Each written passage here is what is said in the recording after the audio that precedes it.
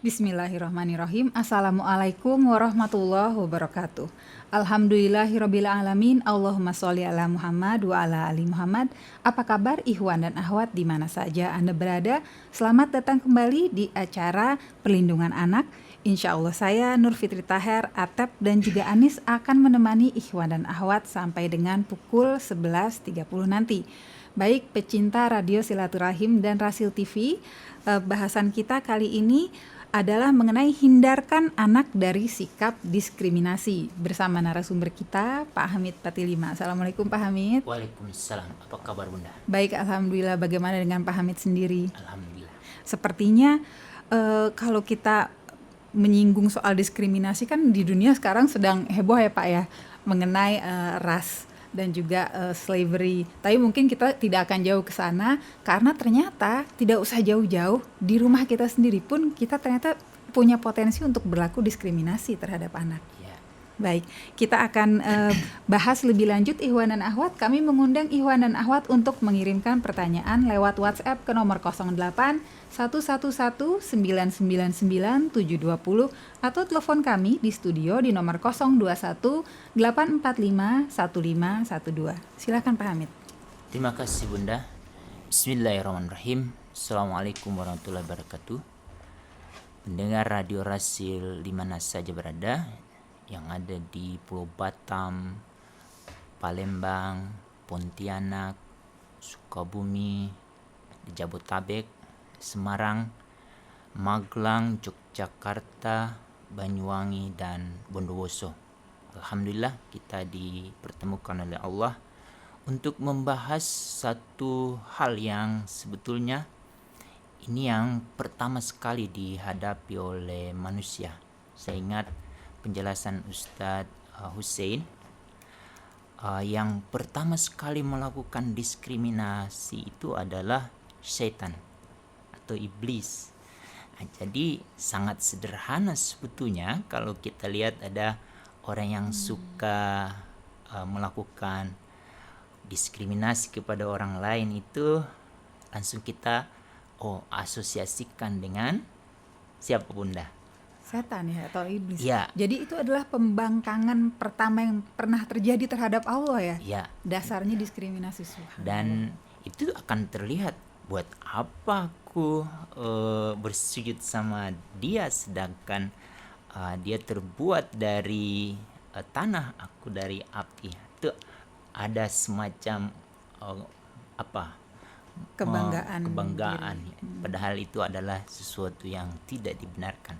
Dan ini yang kemudian kalau kita mengikuti uraian-uraian yang disampaikan oleh seluruh ustadz yang ada di Radio Silaturahim, itu akan tertangkap pesan dan detail dan praktiknya itu sebetulnya sudah jelas.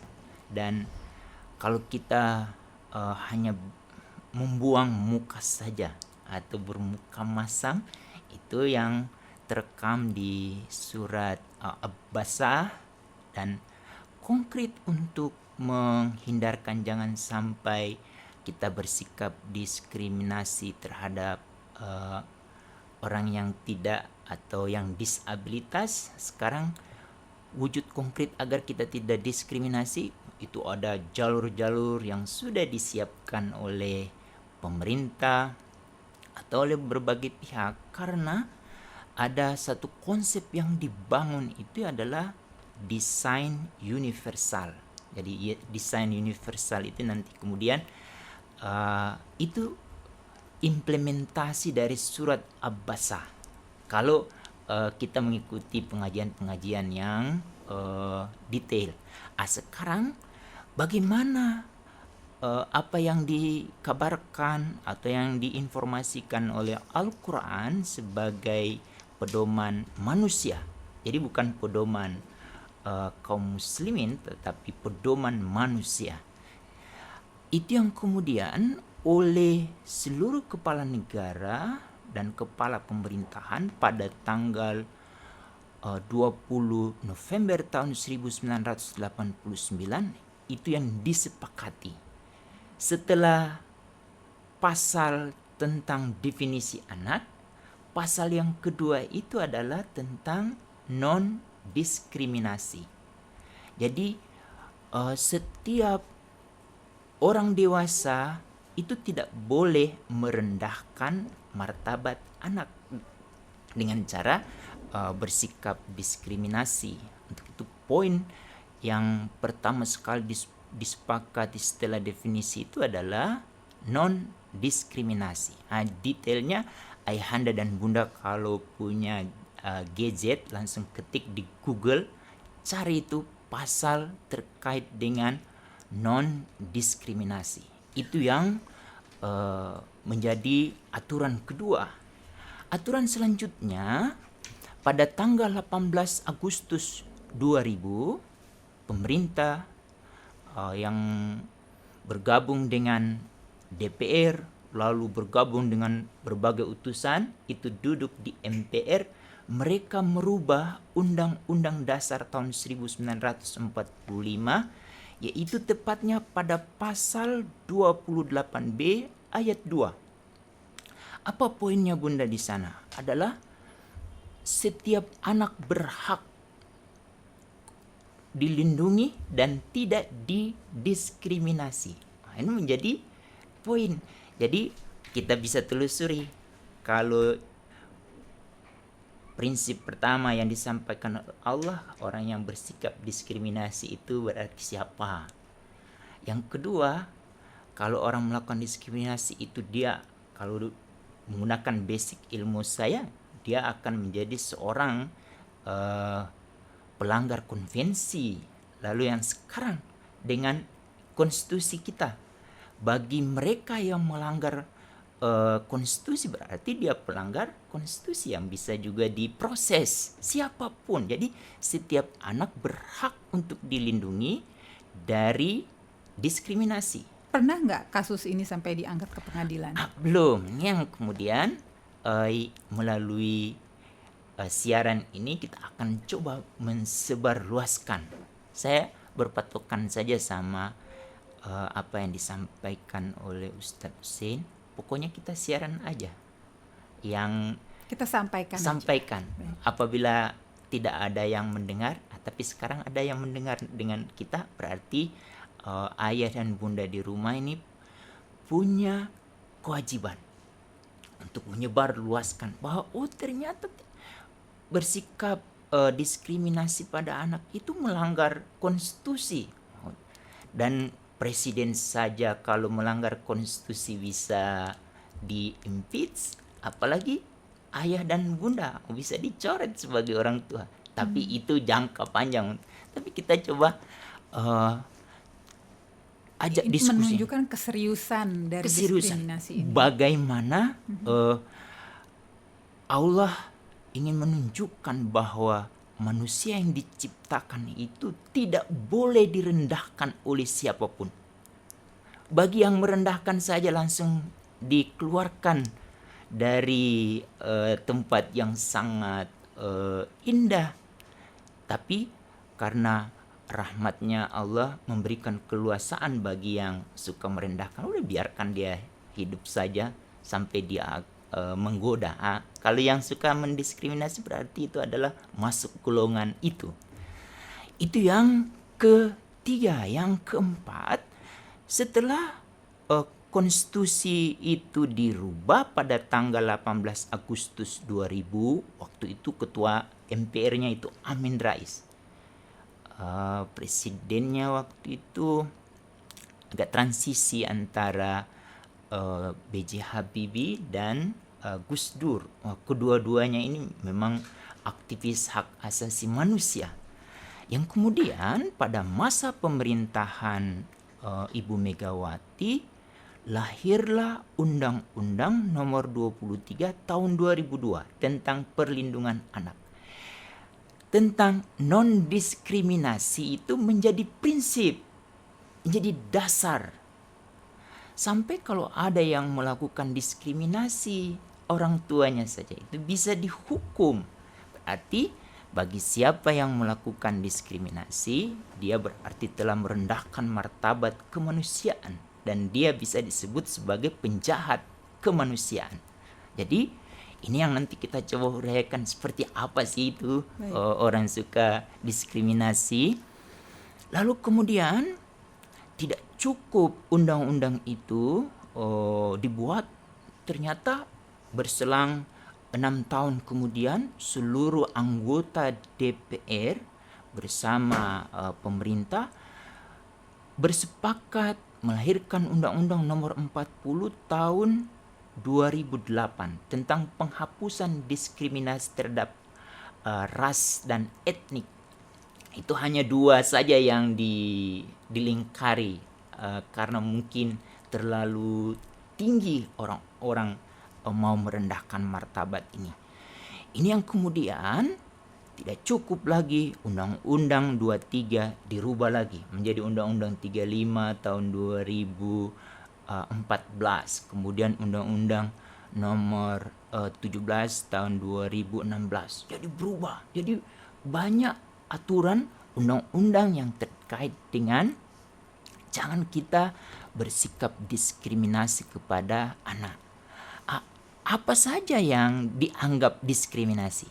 Kalau kita menggunakan rujukan Quran sudah jelas, cuma hanya membedakan itu dan dia bersikap sedikit arogan, angkuh, ya udah masuk.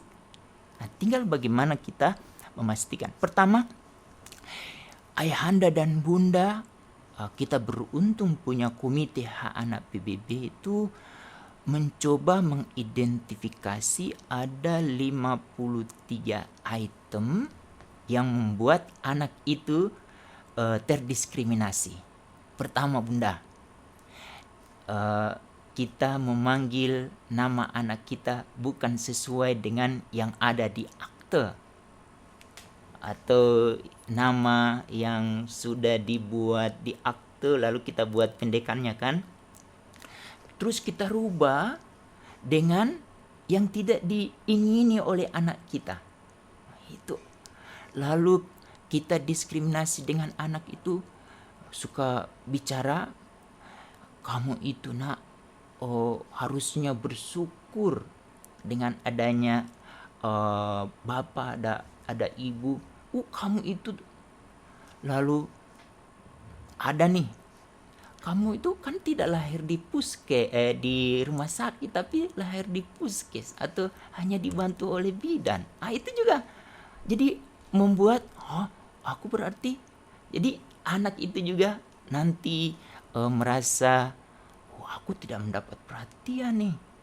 Atau tapi kalau misalnya memang kita menceritakan gitu keadaan anak satu misalnya lahir dengan bidan, anak kedua di rumah sakit, kalau kita bercerita gitu, bercerita tidak apa. Baik. Tapi pada saat momen-momen yang membuat anak itu tidak terima, jadi gampang sekali kita sebetulnya untuk menyinggung perasaan, membuat kalau ada anak merasa aku nggak suka dengan dipanggil seperti itu, aku nggak suka, kamu itu lahir di hari sial, aku nggak suka. Jadi anak itu pokoknya dia tidak mau dikecilkan. Yang kalau ada di hati kecil kita mau merendahkan anak kita, itu berarti kita sudah melakukan diskriminasi. Saat itu kita harus diam, harus kalau bisa menenangkan menahan, diri. Ya. Karena Benar. dampaknya bunda, kalau anak-anak itu apalagi kan kamu orang ini, kamu bapaknya ini, itu kan banyak diceritakan tuh, sehingga membuat jadi 53 item itu kalau mau searching ke internet itu sudah ada di sampai ke hal-hal yang mungkin dianggap remeh oleh orang banyak, ternyata termasuk perlakuan diskriminasi terhadap anak. Misalnya nih, kita belanja atau main, anak kita sedang main, terus kita main melotot saja itu, dan anak kita tidak terima, itu sudah bersikap diskriminasi. Ini poin penting. Pertanyaannya sekarang, apa dampaknya? Dampaknya sebetulnya sangat sederhana. Kalau ada anak tetangga kita suka mengolok-olok temannya, itu adalah wujud konkretnya.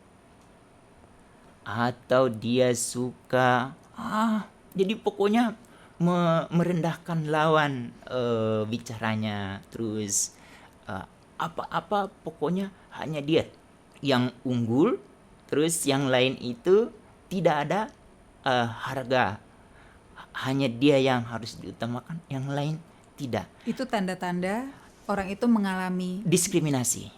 Dan itu yang kemudian kalau bergerombol kayak sekarang nih, ada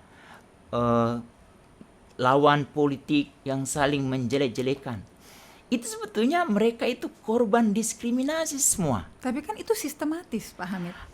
Lebih Itu- parah lagi. Itu yang sudah berstruktur. Melalui pertemuan kita hari ini yang kita coba bagaimana cara memutuskan rantai orang-orang yang seperti itu. Menghentikan budaya diskriminasi Ya. ini. Jadi sekarang apa-apa jadi bahan olok-olokan, ada pakai booster lagi Iya, pakai, pokoknya intinya julukan-julukan. membuat orang lain marah. Yang jadi soal, kalau kita menanggapi hal-hal semacam itu, energi kita habis. Buat apa? Karena orang-orang yang seperti itu adalah orang sakit. Jangan sampai kita jadi Ikut sakit. ikut sakit, melawan orang. Coba kita lihat di setiap isi Al-Quran yang berhubungan dengan para nabi dan rasul itu, pasti ada kata-kata yang disampaikan di situ mau menjatuhkan martabat setiap nabi dan rasul, karena orang-orang di balik ini ingin mempertahankan hal-hal yang mereka menurut dia itu sudah tepat. Apa yang terjadi? Nabi tidak langsung menanggap begitu. Beliau tetap berdakwah. Proses-proses seperti ini kuncinya ada di rumah. Untuk itu, bagaimana ayahanda dan bunda supaya anak kita tidak mau merendahkan temannya, jangan pernah terbetik di hati kita atau tersalurkan melalui mulut kita atau tangan kita yang membuat anak kita merasa terdiskriminasi. Diskriminasi konkret yang terlihat itu adalah melakukan kekerasan pada anak. Coba bunda, kalau kita lihat ada anak yang suka mengganggu temannya, itu telusuri. Kemungkinan besar selama 0 sampai 8 tahun itu dia mendapat perlakuan seperti itu dari ayah atau bundanya. Ini mungkin kalau misalnya tugasnya lalu ditimpahkan kepada guru BP, kewalahan sekali ya. Ya, guru BP itu hanyalah orang belajar bagaimana menunda. Tapi sebetulnya ini nanti kita akan sampaikan bagaimana caranya untuk. Tapi pertama dulu diyakini ayahanda dan bunda, lalu calon-calon ayah dan calon bunda, jangan pernah memikirkan untuk melakukan kekerasan pada anak kita. Di tingkat yang paling rendah sekali. Paling rendah. Karena kita sebetulnya untuk mendapatkan anak itu kan butuh perjuangan. Ada harus melewati proses, lalu ada delay, lalu ujuk-ujuk harus mengangkat anak. Pada saat anak hadir, dari hari itulah kegembiraan yang selalu dibangun. Yang selalu dimunculkan hanyalah hal-hal yang positif. Jangan pernah kita merasa saya sudah bekerja, saya sudah cari uang, saya sudah menginvestasikan ini semua, tapi kok kamu cuma duduk-duduk. Wah, itu parah sekali. Itu udah tingkat diskriminasi terhadap anak yang paling parah. Dan itu kalau anak kita rekam dan itu dianggap sesuatu yang jadi bagian diri dia, pada saat dia tidak dapat hidayah dari Allah, dia akan melakukan hal serupa kepada anaknya nanti. Tapi kalau ada anak-anak, kok dia dimarahin tetap diam, itu bertanda kita harus bersyukur anak itu sudah mendapat cahaya. Dan di dalam hati dia, kalau kita bisa tanyakan lewat diskusi yang santai, dia akan bercerita, buat apa aku menanggapi bunda seperti itu? Buat apa aku menanggapi ayah seperti itu? Toh dia juga tidak tahu apa yang dia lakukan itu merugikan anaknya. Lalu kalau misalnya ada orang tua yang memang sedang mengalami stres yang berat, misalnya seperti masa sekarang ini banyak yang mendadak Iya. diberhentikan gitu ya. Orang tua itu merasa kalau saya pulang, saya mungkin akan marah-marah kepada anak saya atau mengatakan hal-hal yang tidak menyenangkan. Kita baiknya menghindar dulu kah atau apa yang harus kita lakukan? Kita beruntung dikasih jatah 3 bulan.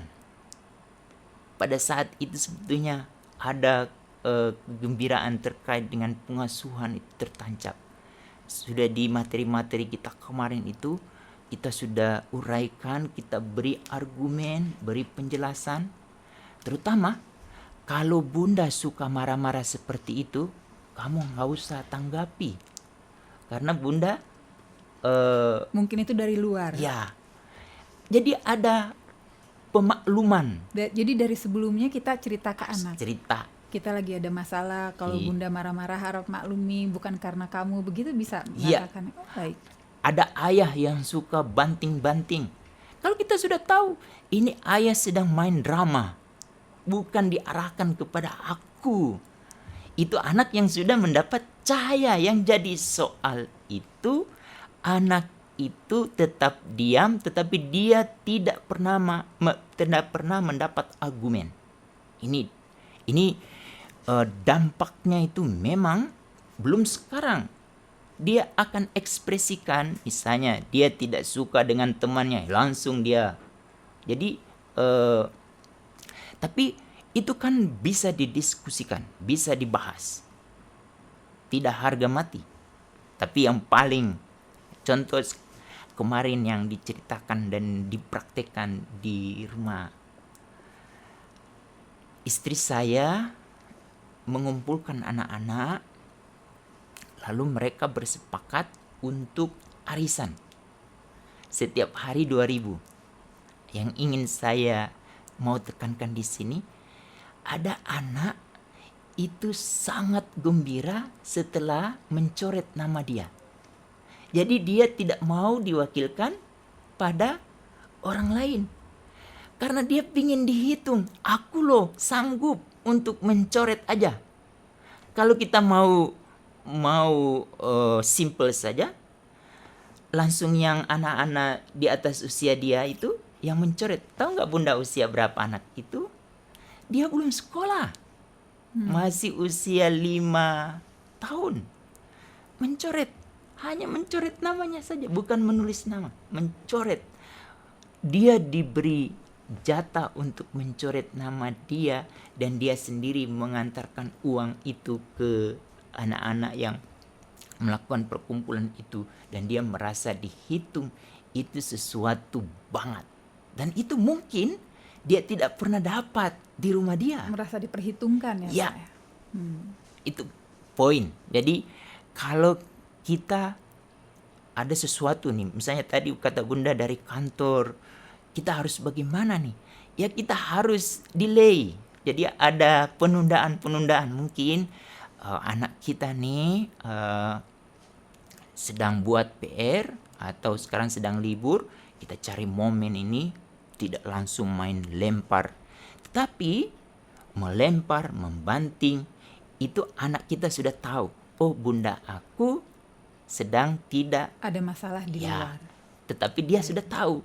Tetapi jangan sampai anak itu tidak tahu apa-apa, akhirnya membuat dia kaget, dia membuat dia semacam trauma. Mungkin kalau kita bisa lebih jujur dan terbuka kepada anak dan tidak representasikan diri kita sebagai kita adalah orang tua yang sempurna, tidak pernah salah. Kalau kita lebih terbuka kepada anak, kalau mama lagi pusing, mungkin suara mama agak tinggi itu bukan karena kamu. Mungkin anak malah lebih mengerti Ya. ya, Pak. Baik. Yang paling disenangi itu adalah suara, mendengarkan, mengekspresikan segala sesuatu itu ada tujuan dan maksud, dan yang dituju itu mengetahui. Kayak pertemuan kita hari ini, ada beberapa orang yang mungkin tidak setuju. Yang tidak setuju, saya akan maafkan karena dia adalah korban diskriminasi. Sederhana. Kalau ada anak yang suka agresif, dia suka membentak, dia suka mengeluarkan kata-kata kasar yang dia dengar dari orang lain, sedang ngobrol sama temannya, keluar itu istilah-istilah yang seharusnya tidak layak keluar dari suara anak. Itu kita harus maafkan anak itu, kita rangkul. Atau orang dewasa itu. Iya. Kita maafkan. Karena apa yang dia lakukan itu dia tidak sadari. Coba kalau dia duduk sendiri, terus dia akan buka handphone dia. Kenapa ya tadi saya begitu ya? Saya membuat orang... Tapi kalau dalam tahapan berdiskusi, misalnya menyepakati sesuatu, orang lain tidak setuju dengan pendapat kita, itu pendapat kita tidak boleh dipaksakan. Tidak harus semua orang setuju juga kan. Kita harus berargumen. Yang penting manusia itu diberikan Allah mulut untuk berbicara. Tidak boleh dibungkam. Karena bebas berbicara bukan berarti bebas mengatakan apapun. Jadi kita bebas berbicara tetapi tidak membuat orang tersinggung, tersakiti, lalu membuat orang itu marah. Kalau dia marah karena dia ada di memori dia memang suka marah-marah, orang itu yang harus kita anggap dia sedang bermasalah, dan kalau dia menanggapi, kita tanggapi aja. Baik, itu tadi kalau memang sedang marah. Ini ada pertanyaan dari tidak ada namanya. Assalamualaikum warahmatullahi wabarakatuh. Pak Hamid Patilima. Waalaikumsalam warahmatullahi wabarakatuh. Kadang informasi dari orang dewasa kepada anak sering dijadikan bulian kepada anak tersebut. Semisal bulian tersebut misalnya hanya untuk candaan atau lucu-lucuan saja. Bagaimana Pak Hamid? Ibu, canda dan menyampaikan sesuatu yang bijak itu agak beda sedikit. Tinggal cara mengukurnya ada. Apakah itu masuk ke candaan atau tidak? Yaitu anak yang penerima atau penonton kita itu atau pemirsa kita itu, dia yang kita candai kita candai itu happy, tidak marah. Tapi kalau dia marah dan dia merengut, itu berarti dia tidak setuju dengan cara-cara itu. Bagaimana kalau kita menemukan orang atau anak seperti itu? Karena dia anak kita peluk dari belakang, lalu kita ambil sesi ruang hanya kita berdua saja, lalu kita bercerita, maaf ya nak, bunda tadi sebetulnya pingin menyampaikan sesuatu, tapi bunda kekurangan kemampuan untuk membuat. Akhirnya hanya lewat bercanda itu bunda mampu mengekspresikan. Tapi aku lihat kamu sepertinya menarik diri, sakit hati. Maafkan bunda.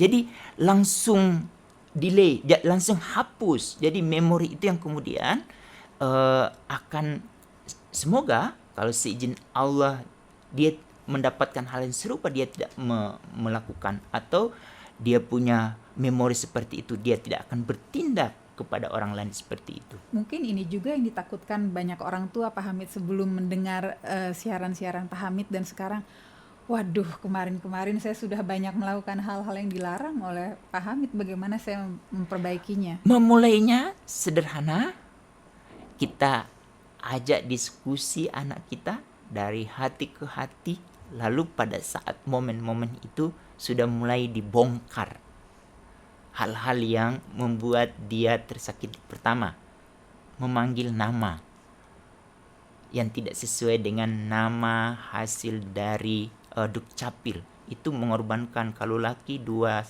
kambing kan, kalau Iya. perempuan 1 kambing. Tapi kalau nama kesayangan yang memang anak itu suka nggak apa-apa kan Pak? Tidak apa-apa. Baik. Ada beberapa anak dipanggil sesuai postur tubuh dia. Pernah saya ajak diskusi anak, kebetulan saya sedang audit di ruang bermain anak. Anak itu dinamakan satu jenis hewan yang di sungai. Terus saya tanya, "Dek, kamu merasa senang nggak dipanggil itu?" Aku sebenarnya tidak suka. Kemarin waktu saya ke tempat donor darah, ada satu mbak-mbak itu postur tubuhnya melebihi orang biasa. Terus ada mitra kerja dia mencandakan dengan memanggil nama sesuai postur tubuh dia. Saya tanya, Mbak merasa marah nggak? Enggak. Itu berarti dia tidak masalah karena sudah menyadari dan itu tidak mengurangi kepercayaan diri dia. Yang jadi soal itu kalau seseorang itu tidak menerima dengan apa yang dia candakan atau yang diperolok-olok atau sebutan-sebutan lain. Sebutan-sebutan yang paling rendah itu kan nama keledai. Ada di Quran itu. Itu yang sekarang pertanyaan Bunda, apa akumulasi dari orang-orang yang sering terdiskriminasi? Akumulasi, orang itu akan berkumpul, dia akan menjadi satu kelompok dan dia akan saling menjatuhkan orang lain. Padahal yang kita ingin tekankan itu bagaimana supaya tidak terjadi diskriminasi. Pertama yang harus dilakukan oleh Bunda, selalu memunculkan hal-hal yang unggul dari anak kita. Jadi apa saja yang keunggulan dia. Kemudian bagaimana supaya anak kita juga harus tahu tentang teman-teman bermain dia. Kita ceritakan apa keunggulan teman anak kita, atau kita tanyakan pada anak kita, apa nih kelebihan temannya. Jadi kelebihannya ada, dia pasti cerita, dia baik, terus apa. Jadi keunggulan. Terkadang tanpa kita sadar kita mengajari anak kita untuk gosipin kawannya, orang tua kawannya ya, Ya. Pak ya. Padahal itu yang tidak boleh. Ya. Yang kita munculkan ada keunggulan. Ini keunggulan dari orang suku ini. Pasti di komplek itu atau di kontrakan itu kan banyak dari berbagai suku. Kita munculkan keunggulan-keunggulan dari setiap orang. Lalu dari keunggulan-keunggulan ini selalu dia diberi informasi hanya 3 hal saja. Pertama, supaya dia tidak mau diskriminasi dengan orang lain, kalau dia mendengarkan informasi tentang kekerasan, itu jangan keluar dari mulut dia dan tangan dia. Atau yang bersifat intoleransi, yang merendahkan orang lain. Yang itu yang kemudian oleh Undang-Undang Nomor 40 Tahun 2008 tentang penghapusan diskriminasi, itu hukumannya secara pidana rendah sekali Bunda. Cuma 6 bulan. Bagi yang suka mengolok-olok itu hukuman cuma 6 bulan. Tetapi hukuman sosialnya yang berat. Makanya sekarang Bunda, kita salah sedikit di media sosial itu langsung ada sampai yang tidak tahan dibully itu dia bisa mengakhiri diri dia. Tapi ada yang bertahan karena dia tahu orang yang sedang membuli dia itu sebetulnya orang yang sedang sakit. Itu. Jadi ini sangat penting. Orang yang tidak tahan ini biasanya apakah korban diskriminasi juga sejak kecil? Kalau misal memang korban diskriminasi dari kecil, bukannya seharusnya orang menganggap lebih kebal? Dia belum mendapat pengetahuan untuk mengenali diri dia bahwa hanya dia dan Allah lah yang tahu. Bunda atau siapapun itu tidak tahu tentang anak itu sendiri. Ya. Yang tahu itu hanya diri dia. Yang nampak di luar itu hanya persepsi dari orang, dari mana dia memandang. Tentang diri dia, dia yang tahu apa nih keunggulan dia, apa kekurangan dia. Salah satu kekurangan yang dialami oleh anak-anak itu, dia selalu dibully. Itu yang kemudian kekurangan-kekurangan dia itu yang kemudian yang bermasalah. Kalau diekspresikan dengan cara yang salah, akan mengakibatkan lawannya akan merasakan apa yang dia lakukan. Misalnya dari mulut dia, misalnya dia sering dibully, akhirnya kan dia akan berkata kasar. Kan ada satu artis hanya berkata sederhana, tapi kemudian itu dia diproses karena melanggar undang-undang ITE. Masuk dia. Itu yang kemudian sudah menumpuk. Atau ekspresi lain itu keluar lewat tangan. Jadi akhirnya dia bisa memukul lawan orang yang merendahkan dia. Atau dia tidak melakukan apa-apa karena dia sudah menyadari bahwa orang yang sedang merendahkan diri dia itu, dia tidak tahu tentang diri aku sesungguhnya, bahwa aku adalah ciptaan Allah. Baik, ada pertanyaan dari Ibu Liza Emilda. Assalamualaikum warahmatullahi wabarakatuh, Pak Hamid. Waalaikumsalam warahmatullahi wabarakatuh. Pak Hamid, saya terlahir dari keluarga yang sedikit keras dalam mendidik anak. Dan saya tidak kepingin mendidik anak dengan keras. Saya berusaha untuk tidak marah. Tapi kadang dalam mendidik anak saya tetap saja terbawa marah dan keras terhadap anak. Tapi setelah saya marah atau agak keras, lalu saya minta maaf dan menjelaskan maksud saya dan tidak bermaksud untuk marah, apakah yang seperti ini bisa difahami nantinya oleh anak saya? Pak Hamid, mohon nasihatnya. Anak saya laki-laki kelas 4 SD. Terima kasih Bunda. Bunda adalah satu bunda yang dipilih Allah untuk mendampingi anak Bunda yang dulunya punya pengalaman, tetapi karena mendapat cahaya, jadi penerangan, tapi masih juga memori di bawah sadar itu juga keluar, tetapi sudah berupaya untuk meminta maaf. Itu adalah langkah yang terbaik. Kalau bisa sampai bertanya, apakah masih ada yang tersimpan di kepalamu, nak? Sampai harus bertanya seperti itu. Dan kita harus siap menerima jawabannya, Ya. Pak. Dan itu jatahnya setiap hari itu reviewnya 5 kali. Jadi pengakuan saja kepada Allah untuk minta maaf kepada Allah itu 5 kali sehari, apalagi dengan anak kita. Apa keuntungan? Nah, keuntungannya insya Allah anak kita dia tidak akan mengekspresikan apa yang dia lihat atau yang dia tonton atau apa yang dia rasakan kalau di sana ada nilai-nilai yang merendahkan martabat orang lain.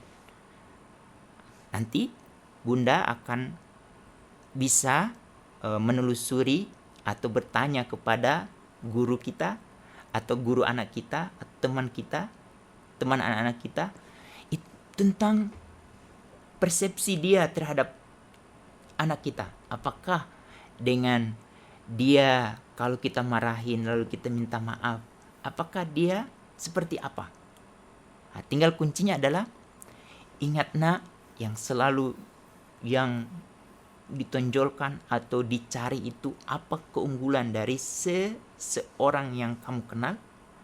Kalau ada yang negatif, itu hanya menjadi memori untuk diingat saja, untuk tidak diekspresikan lewat mulut dan tangan. Hal seperti ini bisa dicek dengan tes psikologis kah, Pak? Karena kenyataannya banyak guru-guru di sekolah yang memiliki sikap seperti ini kepada murid-muridnya. Untuk itu, kalau kita mengikuti apa yang disampaikan oleh UAS, Ustadz Abdul Somad, meskipun ada beberapa catatan yang sering keluar dari statement beliau yang kemudian ini perlu karena beliau juga tahu beliau punya pengalaman yang serupa mengalami kekerasan waktu itu. Tapi yang kalau kita tanya, apakah masih tersisa? Masih tersisa dendam. Sudah memaafkan, tapi masih itu Memaafkan tapi belum bisa lupa. bisa lupa karena dia momentum itu tetap ada. Jadi untuk menghindarkan itu semua, sejak dari waktu pengukuhan seorang calon suami dan calon istri itu harus bersepakat untuk tidak mau merendahkan martabat anak. Kalau itu sudah dibangun, Bunda, bersepakat kedua suami istri ini, lalu kemudian mereka berusaha, ada yang beruntung, tidak perlu butuh waktu lama, si istri langsung positif, atau ada yang berusaha atau sampai dia harus mengadopsi. Ada Itu kan juga yang tidak diberi, Iya. tetapi akhirnya oleh Allah dia diberi kemudahan untuk berteman dengan anak-anak. Nah, itu cara-cara Allah untuk membangun hubungan seorang dewasa dengan anak atau orang tua. Tapi dia selalu merasa aman, nyaman. Jangan sampai ada yang kejadian dia udah dipercaya melindungi anak tapi melakukan kekerasan. Nah, itu dulu dia bermasalah. Nah, ini yang bagian yang harus perlu kita sampaikan juga kepada ayah dan bunda di rumah. Ayah dan bunda, kalau misalnya kita menemukan anak kita atau teman anak kita bersikap diskriminasi atau kasar, kita jangan marah. Kita rangkul dia agar jangan sampai nama kita masuk ke daftar nama-nama orang yang membuat dia terdiskriminasi. Sehingga sekarang itu hasilnya dari sifat atau sikap yang dia dapat, yang dia ekspresikan. Nah, sekarang kalau kita marahin dia akan mengatakan, wah ini satu lagi, kepada siapa aku harus. Akhirnya dia punya pembenaran atas semua sikap dia yang tidak baik ya. Toh semua orang juga memarahi saya misalnya. Tapi sekarang kalau ada satu orang menjumpai dia, nah ini yang kelompok-kelompok ini yang kemudian oleh Allah ditugaskan di lembaga pemasyarakatan. Teman-teman yang ada di Bapas, di lembaga pemasyarakatan atau lembaga pembinaan khusus anak itu orang yang sudah dipilih oleh Allah untuk mendampingi orang-orang yang bermasalah. Yang kemudian di sana dia kalau ketemu sama orang Bapas yang sudah memahami ini orang sedang bermasalah, jangan kita tekan dia, nanti membludak atau berekspresi. Tapi kalau kita buat dia lembut. Untuk itu ada beberapa cerita yang dari Bapas itu, kalau kita mau berkunjung ke Bapas, jangan pernah menasihati orang-orang yang ada di sana. Kita ajak aja cerita-cerita yang positif aja. Sehingga dengan dia mendapat informasi positif, ada yang negatif itu juga akan keluar sendiri. Seperti kita mengisi air di gelas yang sudah penuh, misalnya air kopi ya, bekas kopi kita terus tuang, itu kan ampasnya keluar sendiri, akan berganti dengan air jernih. Begitu. Baik, ada pertanyaan tapi sebelum kita beralih ke pertanyaan tadi Bapak menjelaskan mengenai Ustadz Abdul Somad yang mengalami beberapa trauma, yang bisa memaafkan tapi belum bisa lupa. Itu tandanya apakah memaafkan itu sebuah proses yang panjang yang terkadang kita tersandung lagi karena kita terus ingat kan dengan hal itu gitu. Kita tersandung lagi jadi emosional lagi tapi berusaha memaafkan. Apa seharusnya kalau orang yang sudah memaafkan itu ya sudah berhenti, semua hilang? Tidak otomatis. Baik. Yang memaafkan itu itu adalah jatah yang diberikan oleh Nabi, kalau bisa jangan lewat 3 hari.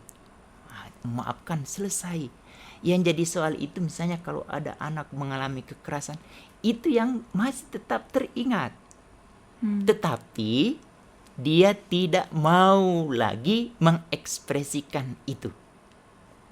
Tidak mau merespon. Tidak mau. Buat apa kita merespon? Buat apa kita lapor ke polisi? Polisi juga sudah banyak kerjaan. Kalau ini semua harus ditanggapi seperti sekarang ini. Apa-apa lapor. Yang kita lapor orang sedang bermasalah. Akhirnya polisi mengurusi urusan-urusan yang remeh-temeh. Kalau bagus itu, kita langsung datang ke orang itu, kita sudah diberi jatah oleh Allah untuk tabayun, bertanya langsung. Kenapa seperti itu? Selesaikan. Kita punya WA, punya Instagram, punya apa. Tinggal dari ekspresi tulisan kita tahu mungkin apa yang ada di hati dia itu tidak mampu terekspresikan melalui pilihan kata-kata lewat tulisan atau apa. Kita tinggal cari momen. Ini yang kalau ini semua kita lakukan sehingga damai. Ini masalah hanya dari hal yang kecil, dari di rumah nih Bunda. Dari rumah anak-anak itu mengalami diskriminasi, kumpulan anak-anak ini menjadi dewasa, akhirnya sekarang numpuknya seperti sekarang. Ya, semoga dari siaran ini ada yang tercerahkan ya Pak. Amin, Dan bisa insyaallah. merubah itu semua. Baik, ada pertanyaan, tidak ada nama di sini. Assalamualaikum Pak Hamid. Waalaikumsalam warahmatullahi wabarakatuh. Saya seorang ibu dengan 2 anak, laki-laki 19 tahun dan perempuan 12 tahun. Yang saya mau tanyakan, dalam rumah tangga saya tidak ada ketenangan. Dan saya dan suami selalu berbeda pendapat, dan akhirnya anak laki-laki saya mempunyai temperamen yang luar biasa dan menambah suasana di rumah tidak ada kedamaian, dan ini menyebabkan anak perempuan saya mendapati sikap abangnya yang kasar. Gimana ya Pak solusinya? Mohon pencerahannya. Bunda, selepas atau sekarang momen sebetulnya jatah yang ada di rumah, kita diskusi dari hati ke hati. Kalau momen ini juga tidak selesai, setelah pandemi ini kita berlibur bersama-sama, kita tinggalkan semua masalah itu di rumah, kita mulai dari nol, saling meminta maaf, terutama itu dari ayahnya. Ada kemungkinan nggak Bapak ini masih bisa berubah Pak? Karena mungkin kan jejak yang beliau bawa ini sudah sepanjang itu gitu, sampai anaknya 19 tahun. Itu yang kemudian kita ajak bersama-sama kalau kita ingin menyelamatkan anak kita yang 19 tahun. Ini nanti dampaknya kepada cucu kita nanti. Iya. Dampaknya juga pada karir dia lagi. Karena dia tidak bisa menerima begitu saja. Yang jadi menarik adiknya. Adiknya itu sebetulnya kita mohonkan kepada Allah bahwa adiknya akan mendapat pelajaran dari sikap bundanya dan sikap ayahnya dan kakaknya, yang kemudian dia akan memiliki patokan bahwa 3 orang ini harus dimaafkan, dan apapun yang dia lakukan itu memberi makna bagi hidup dia tidak akan mau ekspresikan kepada orang lain. Yang tinggal kakak ini kita harus ajak diskusi bersama-sama, tetapi harus dimulai dari tempat tidur ayah dan bundanya. Kita mau bawa kemana ini persoalan. Kalau kita bawa ke psikolog, sama juga pembicaraan, mengeluarkan kata-kata, harus butuh energi. Ini kita harus manfaatkan situasi sekarang di rumah. Kita diskusi, kita tune-nya disamakan, frekuensi disamakan. Tidak ada ayah, tidak ada anak. Sama-sama manusia yang ada di rumah yang memiliki harkat dan martabat yang sama. Kebetulan 2 anak itu yang lahir dari sulbi dan rahim kita, dia memiliki hak yang sama. Kita ajak dia diskusi. Kalau yang sudah lewat itu dianggap menjadi satu informasi bahwa tidak boleh lagi melakukan hal yang serupa. Itu. Kalau misalnya sudah dilakukan usaha tapi si ayah, misalnya kan di sini masalahnya Iya. si ayah ya, si ayah tidak berubah, apa yang bisa dilakukan ibunya dengan kedua anaknya? Memaklumikah, meminta anaknya memaklumi, menceritakan dulu ayah kamu mungkin mengalami ini, itu, atau gimana Pak? Yang jadi poin, informasi yang mereka lihat itu yang seharusnya menjadi pembelajaran dan jangan diekspresikan. Jadi hanya pengingat saja bahwa aku pernah punya seorang ayah seperti ini, dia memiliki keunggulan, tapi ada beberapa hal yang membuat istrinya atau anaknya terendahkan. Keunggulannya yang dimunculkan dulu, kelebihan. Apa nih kelebihan ayahku nih?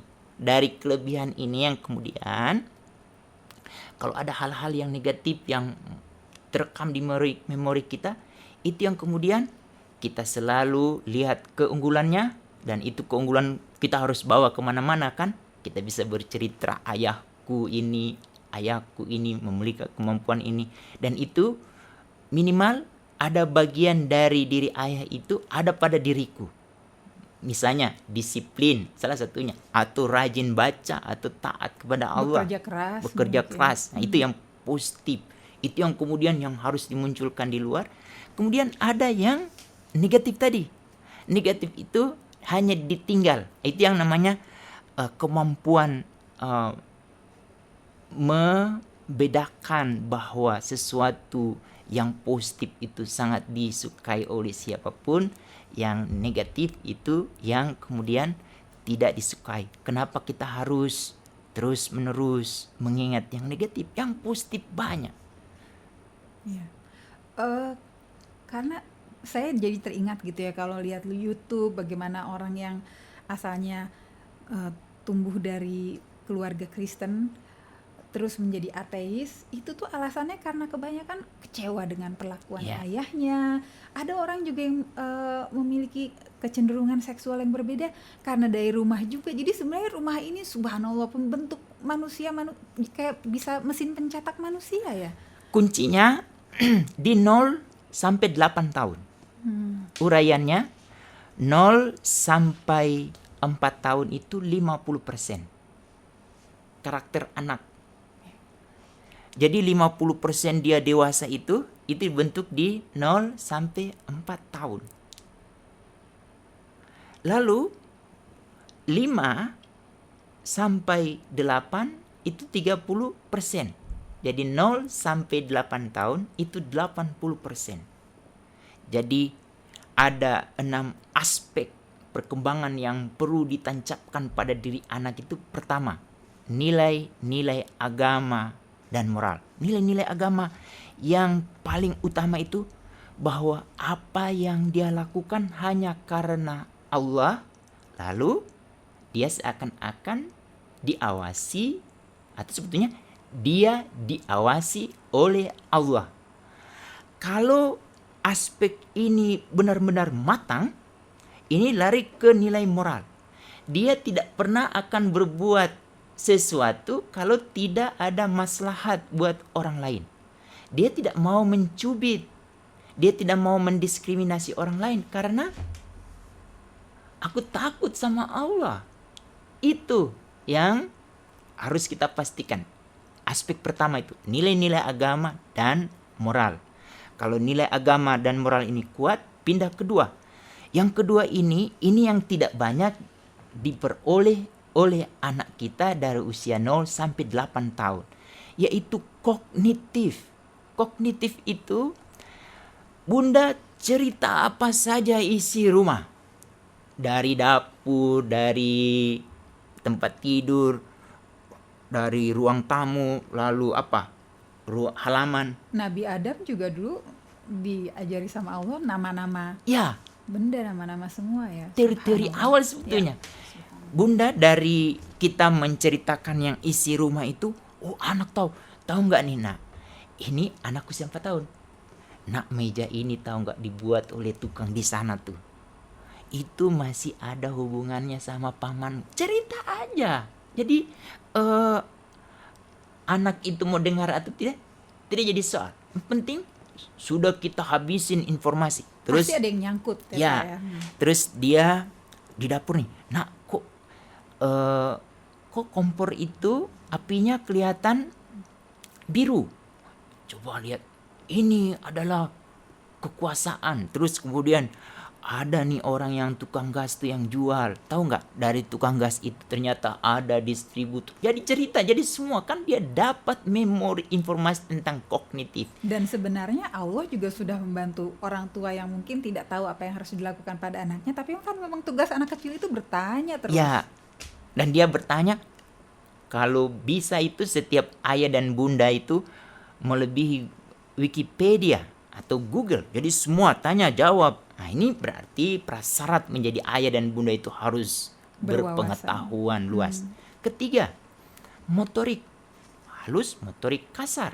Motorik halus, motorik kasar itu sebenarnya keterampilan.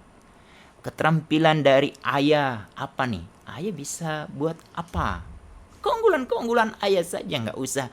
Aku nggak bisa nih. Nggak usah tunjukkan. Kasih sama anak usia 0 sampai 8 tahun. Kemudian bahasa. Nah, ini bahasa, Bunda. Kalau anak sudah punya pengetahuan yang banyak, lalu dia bisa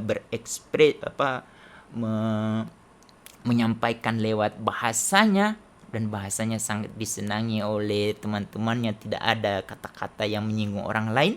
Karena ingat bahwa apa yang dia ucap itu hanya karena Allah. Jadi ini yang kemudian disenangi dia. Tapi yang paling penting hubungan atau perkembangan emosi dia atau psikis dia. Dia sangat ramah, atau mungkin dia juga punya sifat pemarah karena mungkin itu yang masih tersimpan pada diri dia. Dan orang suka berkata bahwa manusia itu juga ada sifat pemarah. Itu memang sudah alami, tapi tidak terlalu membuat orang merasa tersakiti. Lalu perkembangan sosial dia. Lalu yang terakhir nih Bunda, seni. Seni, bagaimana dia menjalin hubungan dengan Allah, menjalin dengan manusia, lalu bagaimana dia seni mencari ilmu. Ini kalau 8 dari 0 sampai 8 tahun ini didapat oleh anak kita dan 100% diperoleh, perkembangan anak itu 80% pada usia itu. Pada saat dia masuk usia 9 tahun sampai 18 tahun, itu tinggal memastikan apa sih yang disampaikan oleh Bunda itu benar nggak? Berarti dari kelas 3 SD sampai kelas 3 SMA atau SMU, dia selalu kayaknya kata ayah begitu ya, kata kakek, kata paman, kok semua kok benar? Mereka tuh tahunya dari mana ya? Itu yang harus ada kebanggaan bahwa ayahnya, bundanya mampu mendampingi, membimbing, mengasuh anak. Dan salah satu yang kita bicarakan tadi adalah terkait dia tidak boleh bersikap diskriminasi kepada orang lain karena dia tidak pernah mengalami diskriminasi dari ayah dan bunda. Dan subhanallah, ternyata ini bukan hal yang main-main ya Pak. Kalau kita bisa lihat tadi, orientasi seksual orang bisa berubah, orang yang asalnya beragama bisa jadi ateis kalau tidak diseriusi sejak awal gitu. Misalnya nih, sekarang terlanjur kalau orientasi seks dia berubah. Jangan sampai anak ini masuk kelompok. Kita harus rangkul dia. Karena bisa terselamatkan nggak? Bisa terselamatkan. Baik. Dengan catatan minta maaf. Dia berubah, misalnya anak laki jadi perempuan. Itu mungkin dulu bundanya, ayahnya menginginkan anak perempuan sehingga anak laki didandani dengan hal. Jadi asosiasi itu yang kemudian akan terbawa. Dan dampaknya itu dahsyat sekali. Tapi bagaimana cara memutuskannya? Pertama, kita tidak boleh diskriminasi sama dia. Kita rangkul dia dan kita ajak diskusi bersama-sama. Karena Bunda, Anak-anak yang masuk ke grup-grup ini itu adalah anak-anak yang merasa tidak diterima di rumahnya, tidak diterima di sekolahnya, tidak diterima di lingkungannya, dan akhirnya dia melihat kok ada orang yang senasib, sepenanggungan dan seperjuangan dengan dia bergabung di sana. Tapi kok di propaganda yang kita lihat misalnya di media, di TV, oh orang tua saya bisa menerima saya, memperlihatkan bahwa ini baik-baik saja dan seharusnya diterima. Itu sedang mau mempertontonkan bahwa sebetulnya ada masalah di antara ayah dan bundanya dan dia sendiri. Cuma ditutup-tutupi Iya. aja ya. Baik. Tapi kalau kita mau dalami lebih Kalau dalam, mereka mau jujur, ya, pasti sebenarnya ada masalah serius dalam keluarga mereka. Baik. jadi kuncinya ada di rumah. Di rumah itu tanggung jawab yang paling besar. Untuk itu, ayah dan bunda sebagai orang yang diberi amanah oleh Allah untuk membimbing, mendampingi, mengasuh anak, ambillah jatah itu, dan jatah itu akan dimintai pertanggungjawaban oleh Allah. Apakah dia masuk ke kanan atau dia masuk ke golongan kiri? Kalau masuk ke golongan kanan, untuk mendapat ke kanan ini, bunda juga mengalami perjuangan untuk memastikan itu. Berjuang untuk menahan emosi, tidak mudah mendiskriminasi. Dan kalau misalnya terlanjur emosi, Meminta maaf. segera meminta maaf. Kalau yang ambil jalur ke kiri ini adalah anak-anak yang mengalami pelosan atau pembiaran dari orang tua. Dan orang tua juga akan mendapatkan itu. Tetapi peluang yang kiri ini akan kembali tinggi juga. Hanya dari doa dan bunda, ayah dan bunda, untuk memintakan anak itu agar mendapatkan cahaya dari Allah. Atau anak itu sendiri sudah diberi cahaya oleh Allah, sehingga dia akan melihat ayah dan bundanya itu individu yang sudah dia maafkan, dan dia tidak akan berbuat hal yang serupa yang pernah dia alami kepada anak dan keturunan dia atau kepada tetangga-tetangga di sekitar dia. Jadi kesalahan siapapun, walaupun itu orang tua sendiri, dijadikan pelajaran. Iya. Mungkin sikap itu yang bisa kita semua lakukan. Misalnya kita waktu kecil mengalami tindakan diskriminasi ini. Iya. Untuk itu sekarang yang sedang diperjuangkan oleh pemerintah melalui Kementerian Pemberdayaan Perempuan, dan itu sebetulnya urutan-urutan dari konvensi, konstitusi, undang-undang, bahwa setiap anak di depan kita adalah anak kita. Pertama, dia merasa terlindungi. Jadi dia merasa aman, nyaman. Kedua, anak merasa dihargai dan dihormati. Jadi kalau anak itu merasa dihargai, insya Allah dia akan menghargai orang yang ada di depan dia. Yang ketiga, ini yang menjadi penting, pastikan anak itu kelangsungan hidup dia ada. Jadi dia tidak pernah disakiti atau dia tidak pernah direndahi. Terus dia terus-menerus diberikan informasi yang positif. Itu bunda. Baik, subhanallah Pak Hamid. Saya tidak perlu meminta Pak Hamid untuk memberikan kesimpulan lagi ya, karena sudah disimpulkan dengan sangat baik oleh Pak Hamid Patrima. Baik, Ikhwan dan Akhwat, demikian persembahan dari perlindungan anak kali ini mengenai hindarkan anak dari sikap diskriminasi. Semoga kita semua dapat mengambil pelajaran dari pelajaran ini, maupun juga dari orang-orang yang masih bisa marah, masih bersikap sedikit diskriminatif, insya Allah kita dapat menjadikan itu pelajaran agar kita tidak melakukan hal yang sama kepada siapapun. Amin. Baik Ikhwan dan Akhwat, saya dan juga segenap kru undur diri. Terima kasih banyak Pak Hamid Fatilima atas kehadirannya. Sampai bertemu lagi 2 minggu mendatang. Subhanakallahumma bihamdika asyhadu alla ilaha illa anta astaghfiruka wa atubu ilaik. Wassalamualaikum warahmatullahi wabarakatuh. Waalaikumsalam.